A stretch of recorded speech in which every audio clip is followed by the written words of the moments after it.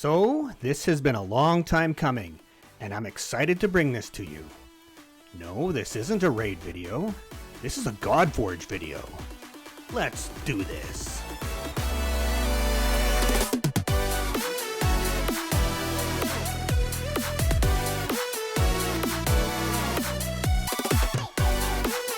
Hello everyone, and welcome back to the channel. Hollywood here with a Godforge video. The very first Godforge video for this channel, and I'm very excited to bring this video to you today. It's been a long time coming for this game for this channel, and it's a game that I want to be bringing to you quite a bit more often in the future here. The launch of the game should happen here within the next few months. Now, a little bit of a disclaimer before I get started on the video. This background you see here behind me, this isn't from a current test server or a current version of the game. This is from the Alpha 3 test that we did back in September. Now, something that is current and something that did happen today was this video right here. In response to a video that he posted last week, Simon and the Fateless team did get quite a bit of feedback regarding the drop rates or the proposed drop rates of what they were thinking about or what they were planning to do with the future game Godforge. So in his video today, Simon addressed some of the concern that some of the community had on Discord and some other avenues such as social media and YouTube, etc. from content creators. So in his video today, he went through some revised and amended drop rates for what they were thinking of when the game comes out here in the next 2 to 3 months. So to give a close-up of these drop rates, this is what we are looking at here. A couple of interesting changes we'll note here. Some of the biggest changes we have are, one, interestingly enough, to mortal Aetherstones, which is a pretty cool and interesting change.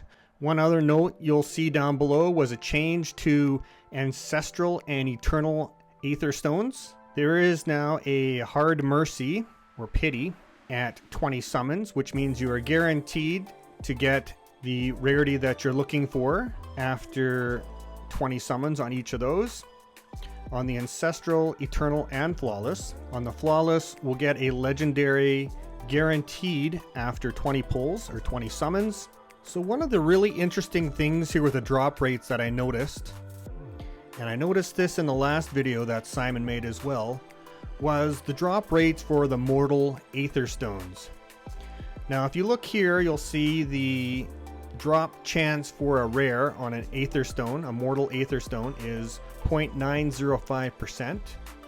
If you take a comparable game, like let's look at Raid's drop rate for their Mystery Shard, you'll notice that their chance for a rare on a Mystery Shard is 1.4%. So that's 0.5, almost 0.5% higher chance to get a rare. One of the reasons I find this interesting is because it's about 50% lower, even though it's a 0.5 chance.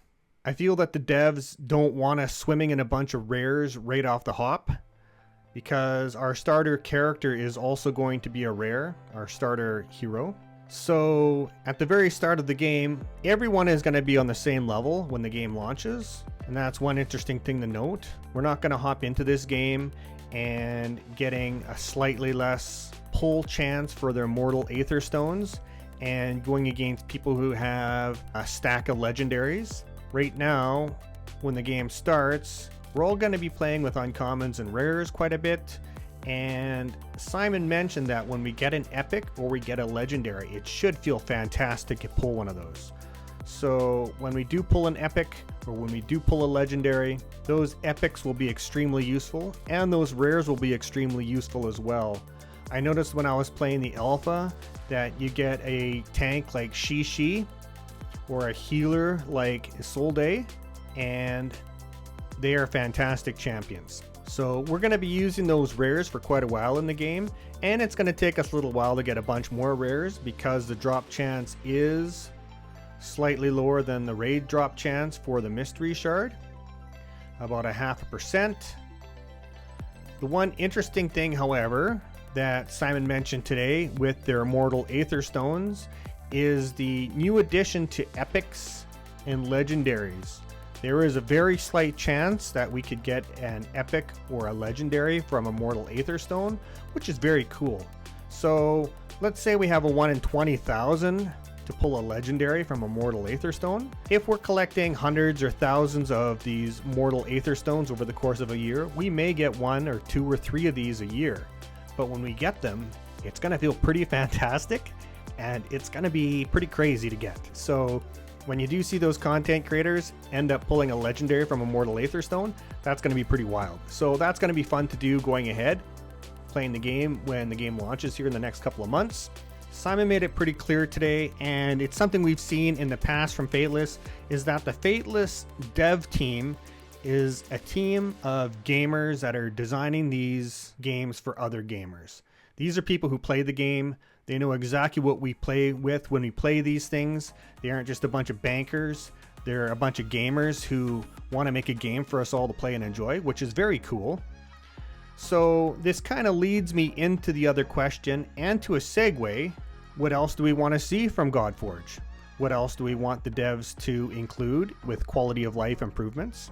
In a game like Final Fantasy XIV, they have their Triple Triad tournaments go every 2 hours. And those Triple Triad tournaments are 8-player bracket tournaments in which you wager a little bit of a currency, and when you win, you can get some prize. So I think it would be cool to have an 8-player bracket arena tournament where you get 8 players going in, maybe every couple of hours, and you can make some sort of a wager, let's say with rubies. Let's say you could do 10 or 20 or 50 or 100 rubies or even more. And at the end of the tournament, whoever wins the tournament can get some sort of interesting little prize. Maybe you can get weapons, maybe you can get imprints, maybe you can get other Aetherstones. It would be really interesting to have one of these tournaments every couple of hours. I think it would keep people engaged in the game. I think this would be a very cool and fun, different kind of event than some other games have. And we could win cool prizes, and it would keep the players engaged doing something in a different way. Especially when the game is new, I think that would be a very easy kind of a system to implement. And I think that would be something that would keep players engaged for quite a bit of time in the beginning of the game. So speaking of events, one other thing I think would be cool is to have other regular events. Now a game like Raid, they have their fusion style events, and while a fusion would be difficult to do for new players starting off, I would think within the first 2 to 3 months of playing, people would be definitely interested in having a fusion style event, and it keeps people like me and other content creators making videos. And when you have content creators making videos and people talking on Discord, it gets people interested in the game. You want to have a really good, really active community that's really engaged in the game and constantly giving feedback in the game. I'd like to see the return of different style of events. I'd like to see the return of the Cavern event again. I think that was very cool during the alpha, and I'd like to see the Cavern event return, even if it's temporary and on some limited style event. I think the Caverns were very fun. It would be very cool to see characters inspired by IPs such as Lord of the Rings or Narnia or The Wizard of Oz, for example, or maybe like a movie that I particularly liked when I was younger called Clash of the Titans. It would be very cool to see Perseus and Andromeda and Calibus in the game. And maybe they could even implement a Pantheon boss down the road called the Kraken. I think having a Pantheon boss called the Kraken would be very on point for this style of game. And if we had a Pantheon boss called the Kraken, I think that would be very fun. So what kind of game structure or game quality of life feature would you like to see in Godforge in the first few months of the game coming out? Leave a comment down below and let the devs know what you would like to see in the game. It's pretty clear that the devs are listening to feedback, and it would be very cool to get a bunch of feedback on this video saying what you would like to see in the game going ahead.